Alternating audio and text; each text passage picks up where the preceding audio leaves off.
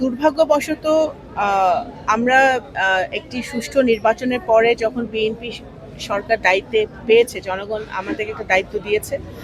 এই দায়িত্ব নেওয়ার পর থেকে যুদ্ধ শুরু হয়েছে মধ্যপ্রাচ্যে।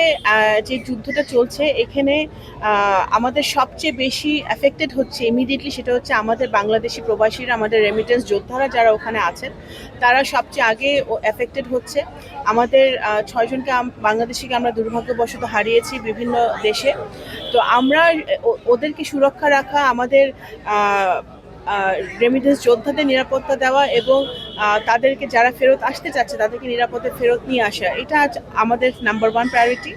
তারপরে হচ্ছে আমাদের, দেখুন, আমাদের আমাদের অর্থনীতি যাতে এফেক্টেড না হয়, আমাদের জ্বালানি তেল এবং আমাদের অন্যান্য দ্রব্যমূল্য যাতে আমাদের সহনীয় পর্যায়ে থাকে, আমাদের জনগণ যাতে একটা কমফোর্ট জোনে থাকে, সেই জন্য কিন্তু বর্তমানে সরকার অবিরাম কাজ করে যাচ্ছে, দিনরাত কাজ করে যাচ্ছে। মাননীয় প্রধানমন্ত্রী দিনরাত কাজ করছেন এটা নিশ্চিত করার জন্য সকল মন্ত্রণালয় যাতে আমরা একইভাবে আমরা কাজ করছি, যাতে আমাদের জনগণ কমফোর্ট জোনে থাকতে পারে, কমফোর্টেবল থাকতে পারে এবং আমাদের দ্রব্যমূল্য সব কিছু যাতে সহনীয় পর্যায়ে থাকে, সেটা আমরা চেষ্টা করে যাচ্ছি। আমাদের পররাষ্ট্রনীতি বর্তমানে সকল দেশের সাথে আমাদের সম্পর্ক থাকবে, কিন্তু আমরা আগেও বলেছি, এখনও বলছি, এই যুদ্ধ অবিলম্বে বন্ধ হতে হবে ডিপ্লোমেসি এবং মাধ্যমে, এবং এই যুদ্ধর কথাবার্তা নেগোসিয়েশনের মাধ্যমে।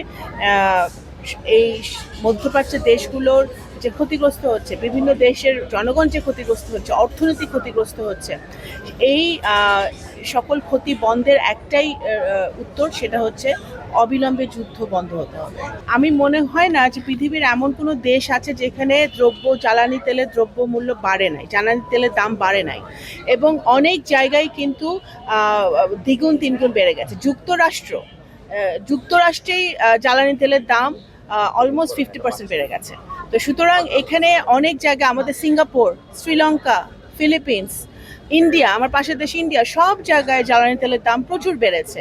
কিন্তু সেই জায়গায় বাংলাদেশের সরকার, আমাদের সরকার কিন্তু এখনো জ্বালানি তেলের দাম কোনো কিছুই বাড়ায় নাই।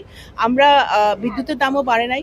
আমরা চেষ্টা করছি যে জনগণ যাতে ভালো থাকে, আমাদের সকল পর্যায়ের মানুষ যেন ভালো থাকতে পারে। অ্যাটলিস্ট এই যুদ্ধের সময় তারা যেন তাদের যাতে কোনো সমস্যা না হয়, সেটা কিন্তু আমরা নিশ্চিত করার চেষ্টা করছি। কিন্তু বাংলাদেশের জনগণ, তাদেরকেও বুঝতে হবে যে আমাদের লং টার্ম চিন্তা করতে হবে সরকারকে। আমরা আজ শুধু এখনের কথা চিন্তা করতে হবে না, যদি আমাদের ভবিষ্যতের কথা চিন্তা করতে হয় তাহলে আমাদের জ্বালানি তেলের দাম হয়তো কিছু অ্যাডজাস্টমেন্ট হতে পারে, কিন্তু সেটাও আমরা মনে করি যে আমাদের জনগণকে কমফোর্ট জোনে রেখেই সেটা হয়তো হবে। বাট এখন পর্যন্ত তেলের দাম বাড়ে নাই, বাড়ছে না।